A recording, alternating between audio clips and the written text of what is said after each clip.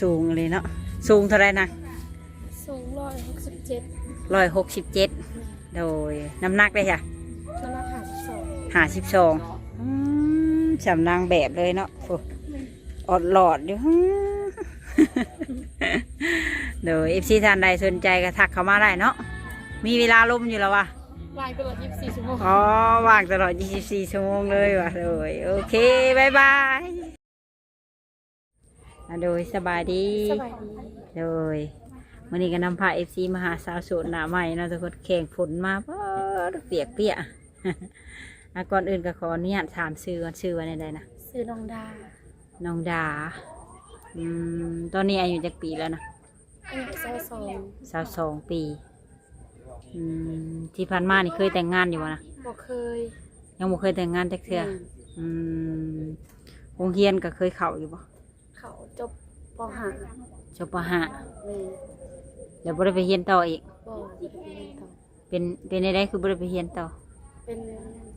ครอบครัวที่แรกทุกอย่างพ่อแม่กับบ่มีแน่พี่น้องก็หลายคนก็เลยจะเป็นต้องได้ออก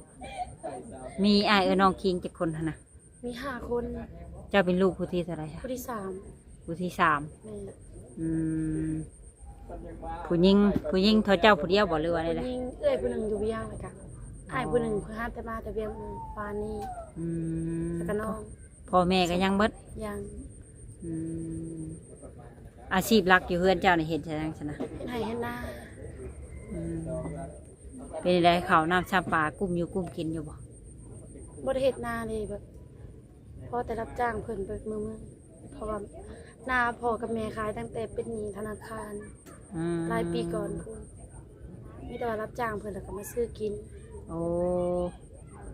ทางเจ้าเองนี่ก็ไปเฮ็ดเวียกเฮ็ดการเฮ็ดงานช่วยครอบครัวเคยไปไทยเทื่อนึงถือคนตัวแล้วก็กลับมาถือคนตัวแม่เป็นอะไรคือว่าถือคนตัวเราให้ฟังว่าไปร้านอาหารอยู่ไทยเป็นร้านก๋วยเตี๋ยวเพิ่นให้ค่าเดือนละ 8,000 ไปเฮ็ดมาแล้วก็เพิ่นบ่จ่ายค่าแรงครบเดือนเพราะว่าเฮาไปแบบบ่ถึกบ้านเพิ่นไปบ่ถือกฎหมายแม่นเพิ่นก็ได้โกงค่าแรงให้แต่ค่ารถกลับมาบ้านถือว่าบ่ได้เงินเลยแม่นตอนนั้นรู้สึกในใดกันให้บ่ท้อให้ขึ้นฮอดบ้านฮอดเมืองแหละเนาะจากว่าสิไปช่วยแบ่งเบาภาระครอบครัวแบบบ่ได้ซ้ำเนาะก็คือมื้อนี้นี่ทางเจ้าเองนี่อยากออกมาเปิดใจบ่นะแม่นเปิดใจหาคนคุยสิบ่หรือว่าหาคู่ชีวิตอยากได้คู่ชีวิตอยากได้คู่ชีวิตมีสเปคตั้งไว้อยู่บ่อยากได้เป็นผู้ใหญ่แล้วก็เป็นผู้นำกว่าโอ้เอาอายุประมาณจักปีนางกะวะประมาณ40กว่าขึ้นไปหาจักปีประมาณ60โอ้สมมุติ65นี่มีชิดอยู่บ่ก็โอเคโอ้อันผู้ใหญ่นี่เพิ่นเป็นอะไรจังเฮ็ดให้เฮาอยากได้ผู้ใหญ่นะในความรู้สึกของเจ้านะเพิ่นแบบเป็นผู้นำกว่าแล้วก็เพิ่นแบบอบอุ่นกว่าเวลาเบิ่ง TikTok หรือว่าเบิ่ง Facebook เห็นเขาแต่งงานกันผู้หนุ่มกับผู้สูงอายุนี่รู้สึกได้ล่ะจ้ะยิ้มนำบ่ยิ้มนำก็เลยมีความฝันนะเนาะคันเพิ่นเป็นพ่อห้างนางหมายได้จะนางรับได้อยู่บ่เพิ่นยังมีประสบการณ์รับได้เนาะแม่พ่อห้างนางหมายเพิ่นก็รับได้ทุกคนกันเอานี่เจ้าสิไปอยู่นำเพิ่นบ่นะคำว่าเพิ่นบ่อยู่ไกลก็ไปอยู่ได้เพิ่นอยู่ไสก็ไปอยู่นำได้ถ้าว่าเพิ่นพร้อมที่จะให้ไปก็ไปอยู่นำเพิ่นได้มักนมทั้งได้หลายเป็นพิเศษระหว่างลาวไทยหรือว่าต่างประเทศจังได๋ก็ได้เขาได้เพิ่นมักว่าภาษาอังกฤษนี่ก็ได้อยู่บ่บ่ได้แต่โอเคเลย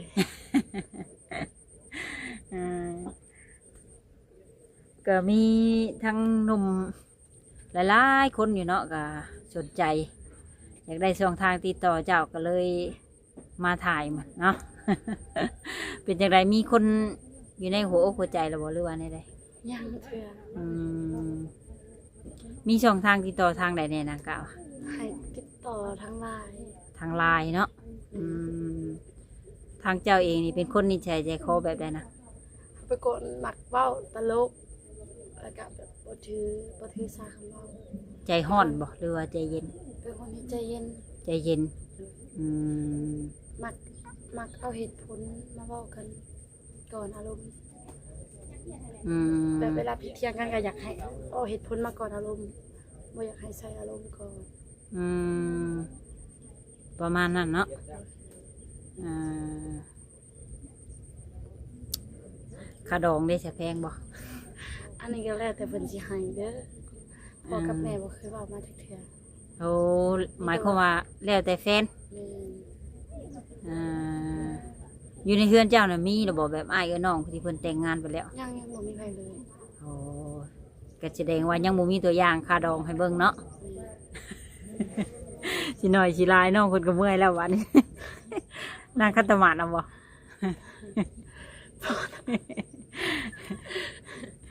คือมือคือเว้นนี่เห็นเวียกเห็นงานใช่ไหมนะ บ่ได้เฮ็ดหยังเลยมีแต่ว่าโซนนิวิตรับจ้างดำนาก็มีแต่ ถาเกี่ยวข้าวบ่ แม่น อืม บ่ ก็ ได้เคยเฮ็ดหยัง บ่ได้เคยเห็นหยังอยากไปเห็นงานอยู่ฝั่งไทยอยู่บ่บัดหรือว่าสิลาบเลย ก็คือจังสิหลับอยู่ เพราะบ่มีบัตรแน่ก็แม่ อืม เฮ็ดบัตรเฮ็ดเบอร์เพราะมีบัตรก็น่าจะอยากไปเฮ็ดอยู่ อืม เพราะว่าอยู่บ้านก็บ่มีหยังเลย อืมถือซะว่าช่วงนี้เป็นช่วงพักผ่อนเนาะหลังจากรับจ้างระบายดำนาแล้วแหละแม่นยังพักผ่อนอยู่ช่วงนี้เนาะ แม่ อีกเดือนหนึ่ง2 เดือนก็เกี่ยวข้าวต่ออีกได้เนี่ย กระทะเกี่ยวข้าวเลย วันเท่าไรละจ้างแถวบ้านจ้ะ 150,000 เสร็จ 100,000 อืม แล้วแต่ บางบอนก็200 บาทเนาะทำคิดเป็นเงินไทยเนาะ150,000 210 220คันมีหนุ่มไทยหรือว่าต่างประเทศเพิ่นอยากมาหลินมาเที่ยวมาหาเพื่อนนี่มาได้บ่นะ มาได้มาเบิ่งรถให้เพิ่นมาเบิ่งรถแต่เพิ่นสิรับได้อยู่บ่ครอบครัวบ่มีหยังเลย ครอบครัวบ่มีหยังใดเพิ่นนะ อืม อยู่กันจะคนอยู่ในเฮือน ตอนนี้อยู่กัน6 คน อืมพ่อแม่แล้วก็ลูก แม่นเพราะว่าตอนอ้ายเพิ่งจะมาเมื่อวานนี้ อ้ายก็ยังโสด แม่น ยังบ่มีไผสร้างครอบครัวยังบ่มีไผออกเฮือนเนาะนะ แม่น อืมที่ผ่านมานี่เคยมีชู้มีแฟนอยู่บ่ เคยมีแต่ว่าเลิกไปแล้ว เป็นอะไรคือเลิก เข้ากันบ่ได้แล้วก็เพิ่นแบบยังอายุสำคัญแล้วก็เลยแบบเข้ากันบ่ได้ อ่า จากนั้นมาก็รู้สึกว่าอยากได้ผู้ที่แบบเป็นผู้ใหญ่กว่า อาจจะอยู่นำกันได้โดนกว่า อ่าเวลาเจ้างอนนี่เจ้าแสดงออกไปเลยนะ เวลาคอนจากคำบ่เคย แบบบ่ งอน แบบบ่พอใจอหยังหั่นนี่นะ เงียบใช่ความเงียบแม่ ตัวอย่างเฮาบ่พอใจหมู่บ่พอใจหยังสิเงียบ เงียบ บ่ตอบแน่เนาะคำมูลทักมากันเนาะ แม่บ่ต้อง อ่า เครียด เฮ็ดได้อย่างเซาโมมาง้อบ่หรือว่าวายเอง ไว้เองเศร้าเองเดี๋ยวทักไปเอง เมื่อยเงียบแล้ว มาเมื่อยงียบ เศร้าเอง แม่ตอนเครียดนี่เขาง้อสำนักก็บ่ขึ้นถ้าว่าเศร้าเองแล้ว อืมทางเจ้าเองนี่สูงจังแมตรนะอันสูงเท่าไหร่ ความสูงว่า อ่า ประมาณ167 โอ้น้ำหนักเลยสินะ น้ำหนัก52 เออพอดีหุ่นดีเนาะออดหลอด คนงามปันยังกันไปวันนี้สิไปเห็นงานหยังนางสมมุติคันไปไทยอีก ก็ยังบ่ฮู้เพราะ ยังบ่ฮู้ หลาบแล้วบ่กล้าไปแล้วหลาบเลย หลังจากที่เพิ่นเอาเงินค่ารถให้แล้วก็แม่นมาบ้านเลยบ่หรือว่าไปบ่มาอีก มาบ้านแล้วก็มาติดอยู่หน้าตมอยู่ฝั่งไทยเพิ่นก็ส่งกลับมา ลายไปได้เงินเพิ่นเอาให้ค่ารถ 2,000 2,000นึงอืมโอ้ถิวมาทางอีกแน่เนาะ แม่ อืม แต่ว่ามานำตมเพิ่นก็เบิ่งเพิ่นก็บ่ได้ ดีแต่บ่ถูกจับเนาะ แม่นมามอบตัวนำเพิ่น เออเฮ็ดบัตรขาวมาโอ้ยบุญหลายเนาะอืม มีหยังอยากฝากถึงหนุ่มๆที่สิเขามาจีบอยู่บ่ บ่ฮู้สิว่า โอ้โหสิเว้า เขามาได้อ้ายถ่ายอยู่ อ่าสมมุติเพิ่นนั่งเบิ่งอยู่นะเพิ่นนั่งแย้งอยู่ ขะดองก็บ่แพงดอกเนาะ แม่ บ่ย่านก็ย่าเนาะ แม่ อืมมีน้องคนหนึ่งเพิ่นถามมาว่าอันเล่าน่ะเป็นพ่อห้างเราเป็นพ่อห้างอะอายุเราประมาณ50ปลายต้นๆแล้วอะถามให้แน่น้องเพิ่นสิรับได้อยู่บ่วะนะ ก็ต้องคุยเบิ่งก่อนบ่ แม่คุยเบิ่งก่อน อืมคุยจักมื้อจักเดือนจังสิพร้อมสละโสด ก็อยู่ที่คารมเพิ่น ว้า อยู่ที่คารม คารมเป็นต่อรูปรอเป็นรองบ่ แม่ มักคนสูงต่ำดำขาวบ่นางไปได้ แบบหน้าตาบ่เกี่ยวซะขอแบบนิสัยดี นิสัยดี ซัพพอร์ตเฮาได้แล้วเพิ่นฮักเฮาด้วยใจเพิ่นแท้ครับ บุตรีว่าถูกยากเนาะ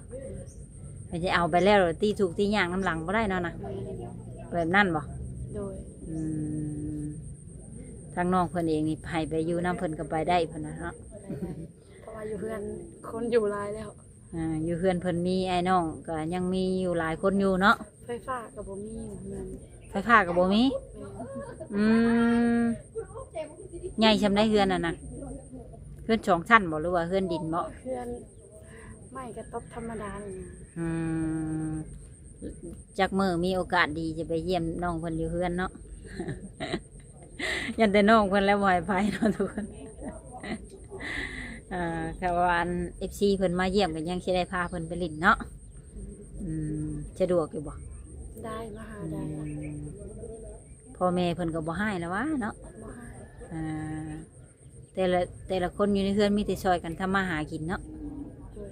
เออพ่อได้สิไปเฮ็ดเวียกหยังนะ พ่อกับเพิ่นเฒ่าแล้วเพิ่นบ่สบายเจ็บปอดแปด โอ้มีแต่ลูกบ้านนี้เนาะอื แต่ ม ลูกมีแต่เอื้อยกับเฮาเป็นเสาหลักครอบครัวอ้ายกับ เออ เขาเป็นผู้ชาย เขาก็บ่ค่อยโอเคปานใด อ่า ไปเฮ็ดงานวิจัยก็ตกงานกลับมาน้องก็เพิ่งจะ14 13 อืม แต่เฮากับเอื้อยที่เป็นเสาหลักให้ครอบครัว โอ้ ที่เฮาบางทีเฮาขายคินได้มื้อละ4-50ก็พอได้แบ่งพ่อแม่ซื้อข้าวก็โลนึง15,000 อื ข้าว ม แพง โอ้ทูเมอร์นี่แหละแม่นเฮ็ดอาชีพขายครีมออนไลน์เพราะ แม่นแต่ว่าบ่มีทุนเอามาแล้วส่วนนะหยุดก่อน อืมก็ได้ขายดีอยู่บ่นะ ก็มีแต่ลูกค้าเก่าแบบคนรู้จักเอามาซื้อใส่นำ เฮายังบ่แม่นทุนใหญ่เนาะอืมอุกอยู่บ่นะอุกใจอยู่บ่ ใจ อ่าแบบขึ้นในใดตอนนี้ มันก็ตันไปเบิดยังหาทางออกบ่พออยู่ เอ แบบ อ พ่อก็บ่สบายแน่มันก็แบบครอบครัวก็เป็นแบบนั้น อ่า แม่กับเพิ่นก็สำนั่นเพิ่นก็เฮ็ดหาก็พอแต่ได้อยู่ได้กินพอแต่ให้ลูกกินไปแต่ละมื้อ เออ